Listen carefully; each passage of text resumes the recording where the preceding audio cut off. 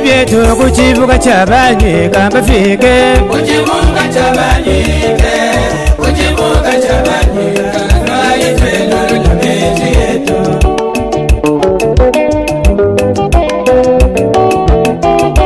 ku kibuga kwa Kayanka ng'okusomba mbafike Kayanka ng'okusombe kwa Kayanka ng'okusomba twayite n'olulabezi yetu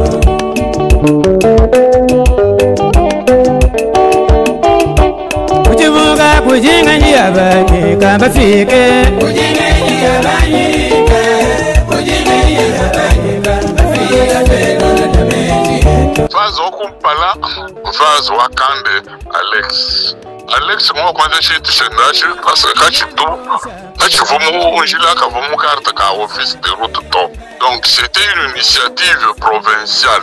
Mais cette initiative provinciale, dès lors qu'elle débouche mon pays étranger, elle cesse d'être une initiative provinciale. Elle devient une initiative nationale. Après, quand il a commis une des erreurs, c'est-à-dire qu'il faut signer un contrat ou un décret qui s'est tapé, quand tout le monde est assemblée provinciale pour faire approuver le contrat.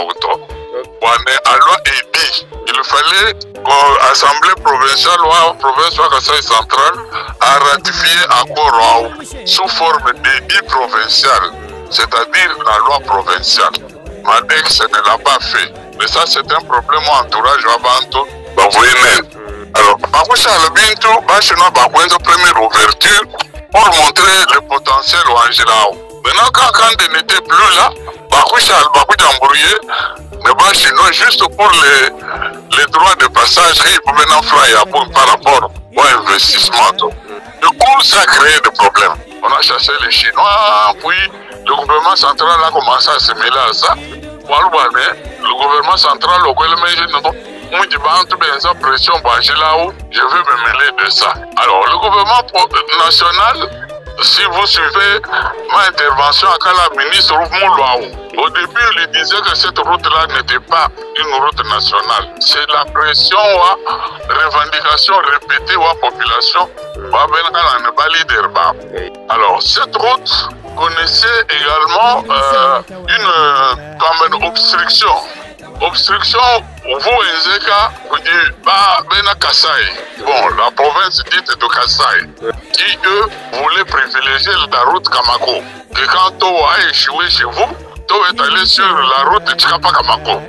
Donc, ça confirme l'hypothèse que Kababoubi va partager à vie à Auto. Il y avait aussi les autres points d'entrée à l'ouest ici, qui bénéficiaient ou qui recevaient des recettes liées à ces entrées via le point de Matadi ou de Louf, qui maintenant vont se déplacer vers le coin de Kalambamouche. Alors, au vu de cela, le gouvernement national avait reconduit le contrat avec Gret. Souvenez-vous, notre frère ici, Belene, il est venu là-bas avec Kabasababo. Oh non, on va relancer les travaux après le départ de Kapoui. Finalement, rien ne s'est fait. Et le gouvernement provincial, toujours à leur investigation, avec un groupe de pression en Benagala, sont allés faire l'arrangement pour avoir un PPP, c'est-à-dire un partenariat public-privé, en incluant la société là qu'on appelle TOA, de sorte que TOA puisse financer l'exécution, en grande partie l'exécution des travaux. La suite, vous la connaissez, TOA n'a pas financé. Le même gouvernement a inscrit ce projet-là de Kalambambouche dans un financement de la BAD de 500 millions de dollars pour inclure une partie de la route de Kalambambouche qui devait être financée par la Banque africaine de développement sur le compte du corridor Angola-RDC. Mais tous ces projets-là traînent à se faire, à se réaliser. Nous, au Parlement, nous avions ratifié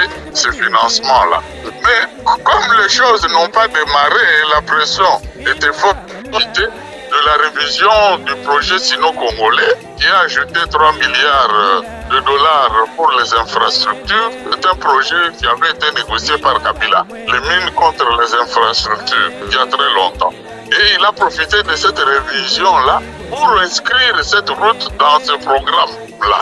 C'est-à-dire que lui a dit, bon écoutez, comme on n'arrive pas à mobiliser les ressources, avec les Chinois ça va être plus facile, on inscrit cette route-là de Kalambambouji dans le cadre du projet sino-congolais qui prévoit la rocade de Kinshasa, c'est-à-dire la route qui va contourner Kinshasa et d'autres projets de financement. Donc ce qui fait que finalement, lorsque les décisions ont été prises, il y a eu une mise en demeure par Besseko, qui était maître d'ouvrage des délégués.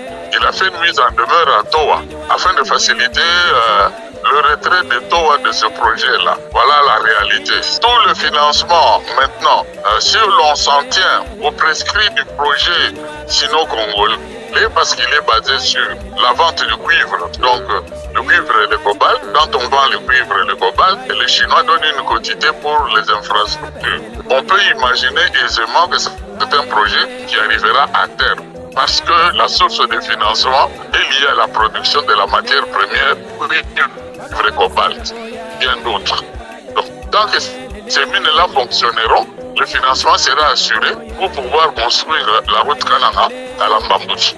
Donc ça c'est la réalité. Maintenant, la récupération politique, le problème de chez nous, c'est un gros problème chez nous, c'est que les gens, chaque action qu'on est en train de faire, chacun veut montrer que c'est lui qui a travaillé. Alors que ce n'est pas ça. C'est un ensemble, une conjugaison des efforts de tous les fils et filles du Kasaï central, mais aussi des autres Kasaï, notamment ceux du Sankourou. Parce que eux, ils sont complètement enclavés.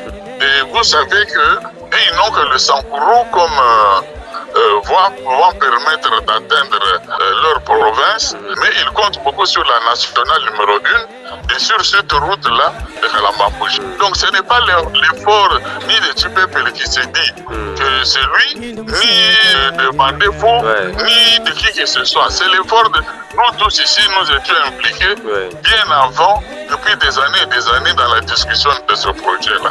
Donc c'est un effort commun que l'on ne peut pas attribuer à un groupe. Donc nos frères doivent cesser de se taper sur la poitrine pour dire ah voilà c'est moi, c'est... Non, c'est un effort commun de vous tous, les journalistes, les jeunes, les gens qui interviennent dans les médias en ligne, les gens qui parlent, les autres qui interviennent au Parlement, qui sont intervenus au Parlement. Il y a toute une conjugaison des efforts qui ont abouti à ce résultat-là. Maintenant, quelle est la suite? La suite, c'est qu'il faut qu'il y ait un suivi au niveau de la province.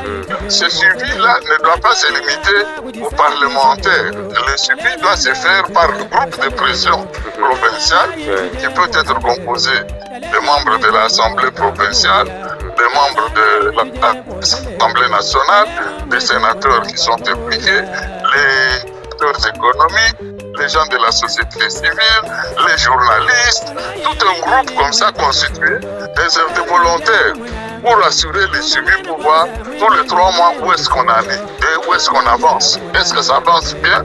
Et de réactiver la pression si les travaux sont ralentis. Donc on ne peut pas imaginer que c'est parce qu'un parlementaire a parlé. Non, il n'est pas le seul. Moi je peux vous envoyer une vidéo où moi je suis intervenu pour cette route-là. Donc c'est au Parlement. Donc c'est un effort collectif. Là-bas, si vous voyez, la plupart des projets ne réussissent pas. Et si vous regardez pourquoi ils ne réussissent pas, c'est toujours la lutte de leadership. Ah, c'est moi qui ai amené le projet. Alors, cette histoire-là, de dire comme ça, je me frustrais pas bien impliqué, bien j'ai une tombe, le petit sang, pas bambana, ben ça peut tout le monde bien. Et puis finalement, il n'y a rien.